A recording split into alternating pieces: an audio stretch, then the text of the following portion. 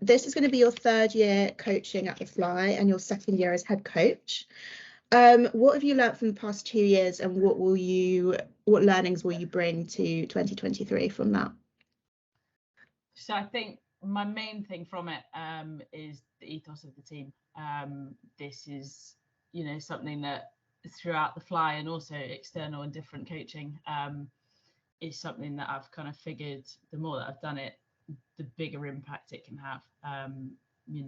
If we're all there for the common goal and, Hustle's there to win this year. And I know the players are going to get behind that, and we're going to want to be coming out strong. Second last year. So now, now is that time. And if we can all get on that same page and all be wanting to win and have the same end result, I think ultimately that's what's going to pull whoever through with us.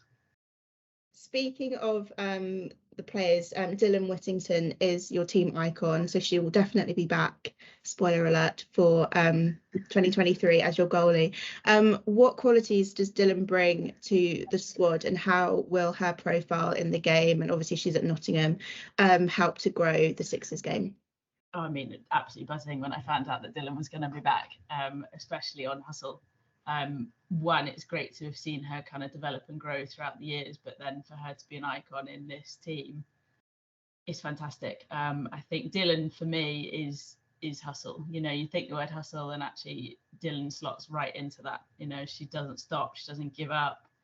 She ended up with quite sore knees and things last year in the final, and did that stop her? No, not at all. Like, she kept going, and she won't stop. She's fully into the teams that she plays for. She fully backs her teammates, and importantly, she is a great and fantastic goalkeeper. And in the Sixers, the goalkeeper can change the game.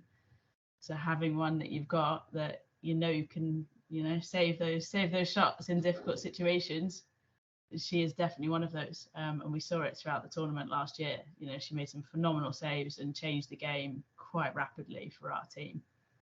So I'm so excited to have her back, and I think the whole team, whoever ends up being on the team as well, is going to be buzzing to have her in the net. Awesome. And this year we have changed the format slightly.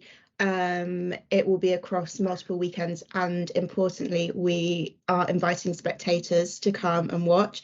We've had lots of people already buy tickets, which is really, really exciting. How do you think that having spectators there at the event and at the venue will change the games, and how do you think that will impact the players? I mean, I think it's awesome. I think having spectators shows, one, how much this tournament is growing in itself, and two, that we are getting the game out there more. To be able to now invite spectators, word of mouth, etc. So yeah, great if they're lacrosse fans, even better if they're not. And the more we can keep getting it out there and having people come in and watch the game, especially if there's men's and women's, etc., it's only going to help to just keep amplifying it and getting lacrosse out there into the world. I think players would be absolutely buzzing to have spectators and be able to actually perform and show what they can do in front of people rather than just behind screens. It's it's so much better to watch lacrosse live and in the flesh than have to be with that screen, and having people that can then cheer and actually back the teams. I think it's going to bring an awesome atmosphere. So Georgie Hurt is your assistant coach. Have you worked with Georgie before, and what do you think that she'll bring to Team Hustle, and how do you kind of foresee working with her? Awesome. No, so I've not been lucky enough to, but I know that she's been working with the under-23s a lot recently, and obviously she took the under-20s. She was over there for the previous World Cup, so she's got a hell of a lot of experience, which I can definitely and will be tapping into.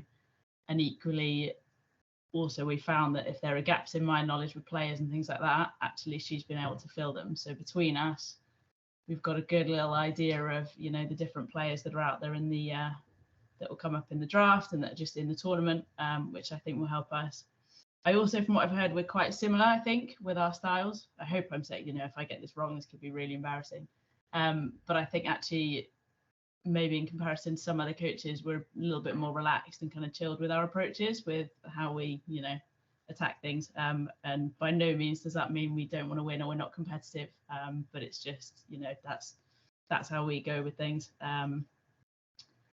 But I'm excited. I think it'll be good. It's always nice to work with different people.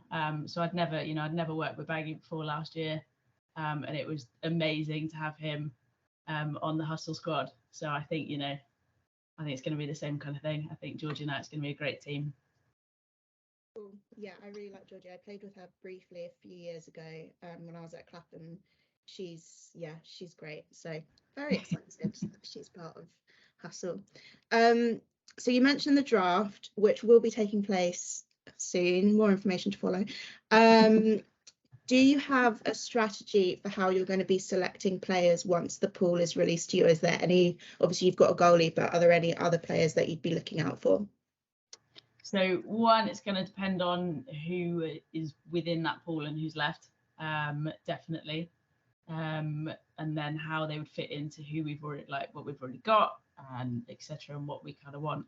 One, it'll be a big chat with Georgie as well to kind of see where we want to go with it and what we think would be best. Last year, I kind of knew who we were going to end up with before we had the draft. We'd ended up almost listing the players in the order that I thought they would go in, and it turned that was bang on. So I was just crossing them off. So when I was then messaging Ravi going, "Oh, it looks like we're going to have her in the end," and he was like, "Yes, you've nailed this." So it might be that I attempt to do something similar and kind of create a little list and see what I think coaches are going to pick as and when. And then go off of that back as well. I think it's good to not suddenly be surprised that someone that you really wanted is suddenly gone, and to have a fair few options and different ways that you can, slot them into the team. Is there anything that you're going to be doing differently due to the change in format? So last 2 years we've had the competition across, well, first year it was across 2 weekends. Last year it was across 1 weekend. This year it's more of a league format. Will you be approaching things any differently because of that change? Probably not massively. I think it will, it will change it up, but actually it might be easier to make certain changes within the teams because there is that little bit of time in between. So, the first day will end up telling us a fair amount as to what may end up happening on the rest. But then again, you never know. So, what we found with the sixes in the tournament in general is things change quite rapidly. And depending on what coaches, start to implement and put in and what the players bring out, it, sometimes it's easier not to go in with too much expectation or too many plans and then, develop them as time goes. Cool. And then finally, what excites you most about the fly? Oh, all of it. It's quick. It's, you've got to think differently to how you would in the field game.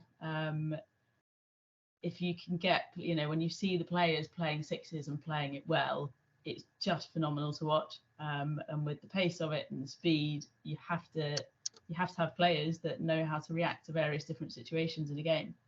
And when you get players that can and that they have the ability to make those decisions, it's fantastic to see them go out there and do their thing, and be able to absolutely shine on a different level. Seeing some players that maybe in 10-a-side game wouldn't shine as much, you see them and put them in sixes and bam, they're right there, and suddenly everyone knows their name after the fly weekend, and it's great for them and their confidence, but also again, the development of the game. It's getting bigger and bigger, and it's working towards what Helen's always said and what we've always wanted for it to be, and you can see that every time we get to this tournament it's getting one step closer. It's amazing to see, and it is actually just super exciting to see where this game is going with the fly.